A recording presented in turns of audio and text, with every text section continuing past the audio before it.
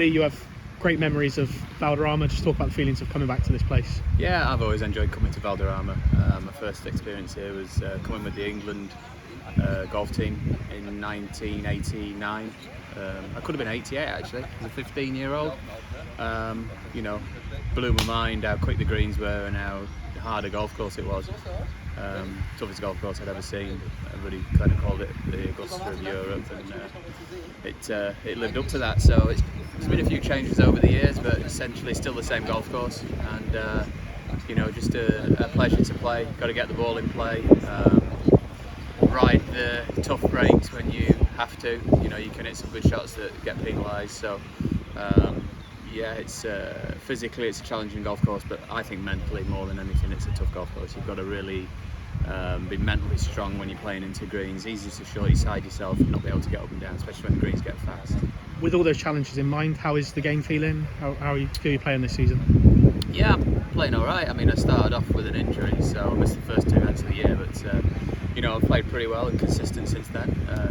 The parts of my game that have let me down in the last few years have been really strong this year. I've putted well, and the short game's been good, so I'm just waiting for it all to click back together again, and looking forward to getting contention again.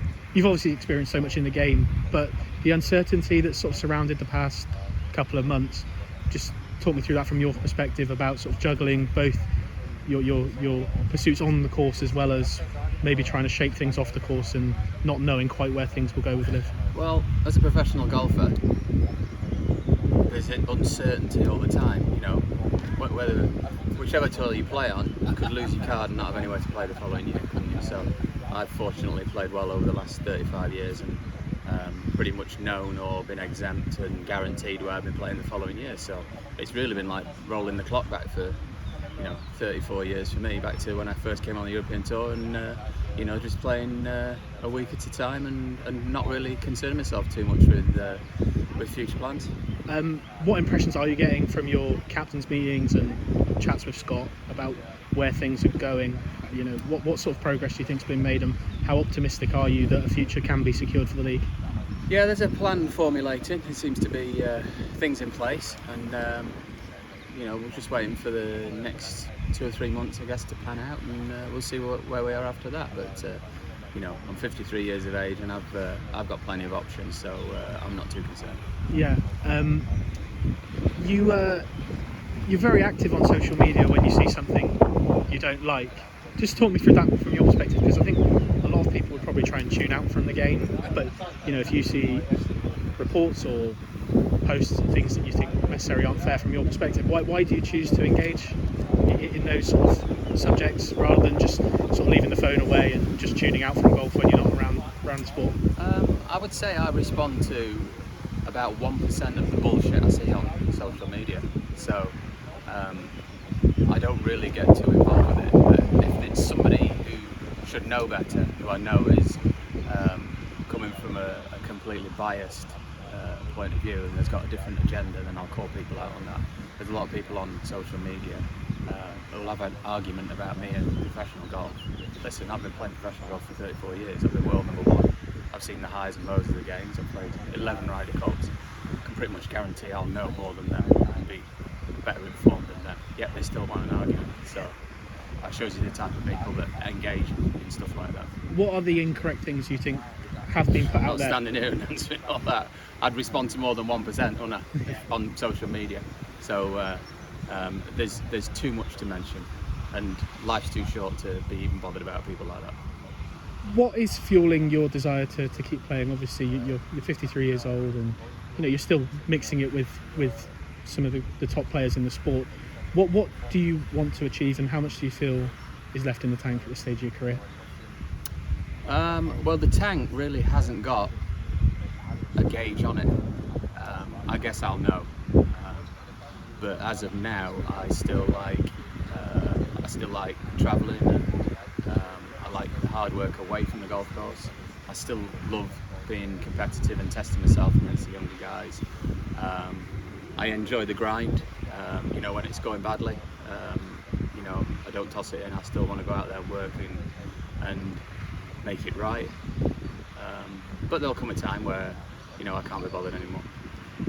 We spoke here a year ago, and you said that you didn't have too much desire to sort of build bridges with the DP World Tour and go back down that route unless there were significant changes.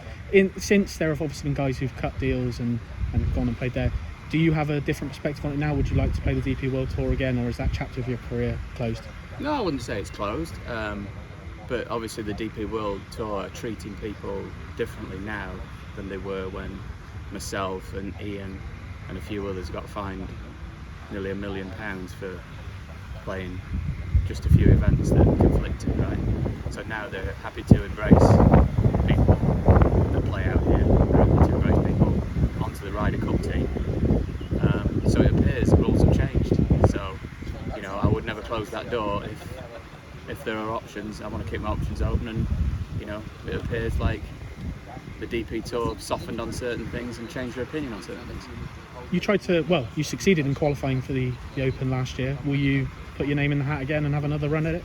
No, and I'm not doing it this year, and for a few various reasons. Royal Portrush is probably my favourite links golf course anywhere in the world, so I wanted to go back and try and qualify and play there.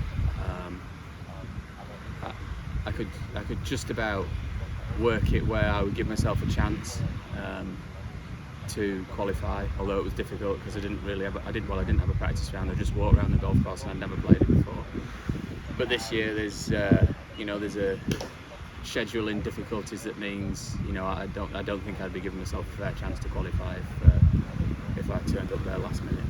I wouldn't be in the right frame of mind, so I'm not going to try and qualify. It's purely and simply because of the US Senior Open, which makes it difficult. Yeah, you've dabbled in senior golf and played a couple of majors. Do you see full-time senior golf as a route for you in the future, or when you finish at this level, you'd be quite happy to knock it on the head?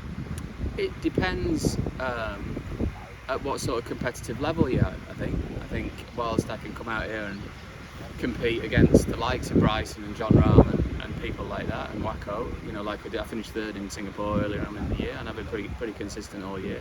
And I'd like to, you know, keep testing myself against those guys. I like going and playing a bit of seniors tour golf and seeing the guys I started playing on the tour with, and you know, old friends.